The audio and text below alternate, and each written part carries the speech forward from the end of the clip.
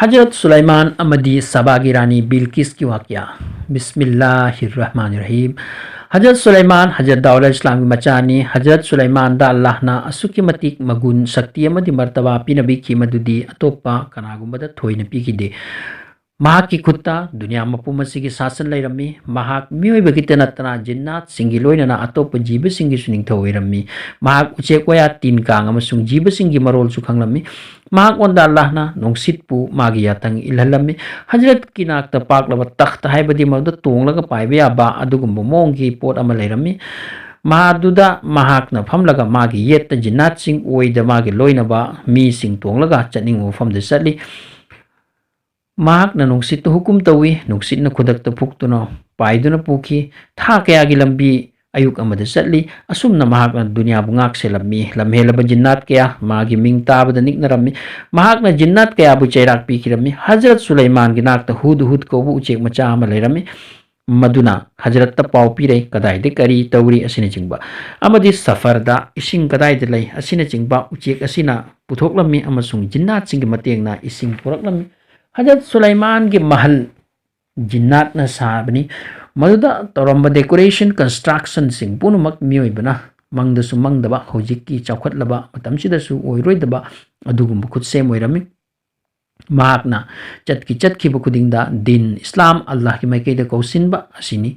मागी मतमदा गैर मुस्लिम ओइना लैबा अराइबा नते।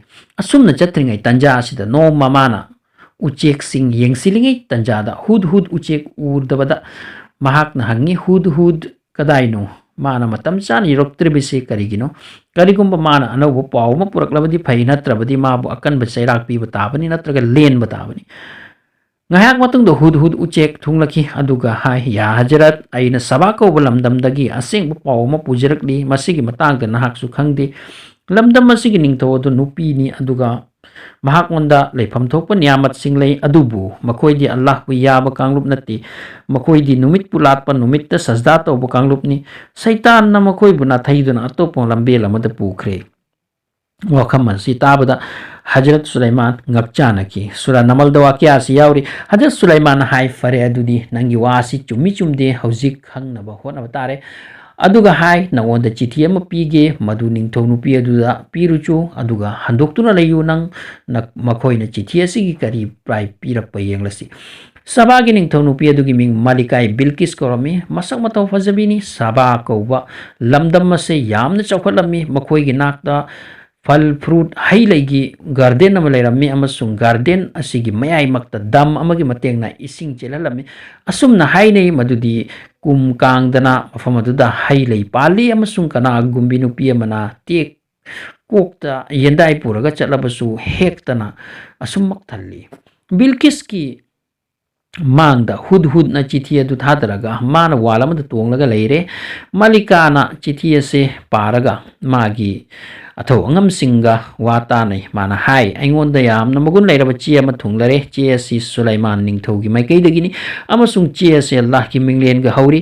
नहा खोइ करी खल्ली करमना रिप्लाई पीसिगे अइदी नखोइगी वातादना मसुरा याउदना करिगुंबा अमतसु तौदे। चिठी अदुदा असुमना मरोल ओय कोकपी बंगम्बा अल्लाह की मिंग हौजरी। चे असि सुलाइमान की माइकैदगिनी नखोइ वा इंदबा तौदना इस्लाम दा ओनसिलगा आइगी माइकैदा लाको। अथौबसिंग अदुना खुम्मी अइखोइ पांगल थौना लैबा लान थेंगाइना बंगम्बा कांगलुपनी हाइबसिदी नहाकना खंगबिरिबनी।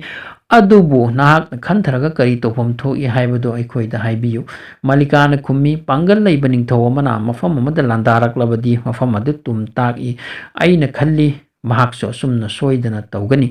मरम अदुना अइना महाक ओंदा खुदोल पोट लोय खरा पीजरगे। मलिका बिल्किस हजरत सुलाइमान बु करम्ब मोंगी निंगथौनो हाइबदु खंगनिंगलम्मी। तसेंगना महाक अल्लाह की मियोइरा नत्रगा लंदुमदा मिहौबा मियोइरा। असुमना मलिकाना मागी मी अमगी मतेंगना खुदोल पोलोय अदु हजरत की नाकता थारकी। हजरत सुलाइमान की कोनुंग फलिस्तीन दनी। मलिका बिल्किस की नियत नबु हजरत सुलाइमान ना मखोइदा लांदारक्तबा नत्रगा माना मागा पानबा याबा मोंग लैब्रा असिसु येंगनिंगलम्मी। मागे पाव पूरिबा मियोय अदुना खुदोल पोत अदु हजरत की मनाक्ता यौरक्लबदा Hazrat amadi konung adubu urubadagi pangsinkhre mahak. Hazratna hairaki nakoina aingonda lan thum piduna aibu mating tawge khalibra aigi naktadi masidagi yamna hena Allah na pibiduna lai masigi khudola se puduna magi nakta hanko ai asuki matik samila mi puduna lakani aduga madugi masing phawbana koi thiba ngamloi aina makhoibu naikhairaga mafam adagi tankhaigani pau puri nupado wafam adu tabda ki kirami nupaduna Bilqis ta wafam khibik tamlure maudagi Malikai Bilqis na pau tharaki aikoi Islam purakpada yajare hojik Malika Bilqis amadi magi meoi sing Hazrat ki nakta lakpa tarami Hazrat na magi raj darbar leiba kanglup sing don sil laga hai nakhoi gi marakta kana lei Bilqis amadi magi mi sing na Filistin da thungle dringai magi konung thanglaktuna masida thamba ngamgadaba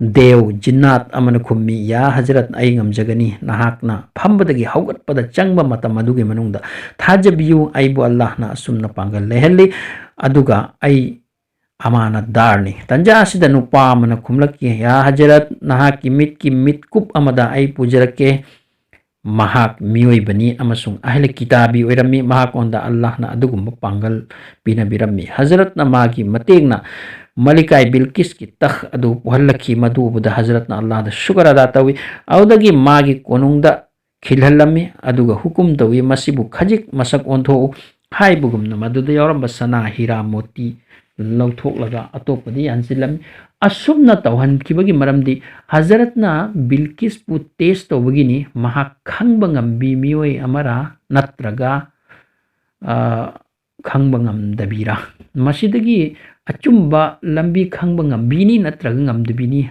haibagi changyang ama suwairami Malikai Bilqis amadi magi kanglup singna thunglarba tung mehman nawazi tawrba tung audagi Hazrat na Malikada hangi nangi su asigumma singhasan leibra mauda Bilqis na yamna losing leina kumki aigi singhasan takht man bugum tawi mahakna magi dumakni su haikide maramdi madu mana sabada tharamaga laglibani karamna mafamduda leiramgani haibasi khalli aduga Malikana natte su haikide Hazrat Sulaiman magi reply asida haifet khanthai audagi makhoi niwani sanarabutu Hazrat na magi konungi angakbu uhanbagi damak mahal amada pusinki mahal adu mingsel tana sabani lak launa fazarame jinnat sing na sabani mahal adugi floor adusu mingsel gini amasung madugi makhada ising cheli madubu mingsel makhada cheli bani khangdi Malikai Bilqis na changsin ge tawbada ising ni khanduna set eba fizol khajik chingkhalaga khong thabada mingsel mathak tu oirambaduda ngakhe amasung khajik ikai jaki mahak na khangki Hazrat Sulaiman ningthau oibatana tana lahki nabi suni asumna Malikai Bilqis na haukiba punsi aran belambi chattuna masagi thawai de zulum dokiba sing tawba tawjaduna Hazrat Sulaiman di iman pusalakki amasung Hazrat ki taloi oiduna punsi len jaki video sibu yang birip sing bu Real Voice channel gi maike digi amukhanna gatsari loinana channel asib subscribe to biba channel asigi description da piriba khoi gi sh.com de changbiraga maudagi chu kana lobi gani haiba asa thamjari mathangi video da amuk unarashi assalamu alaikum warahmatullahi wabarakatuh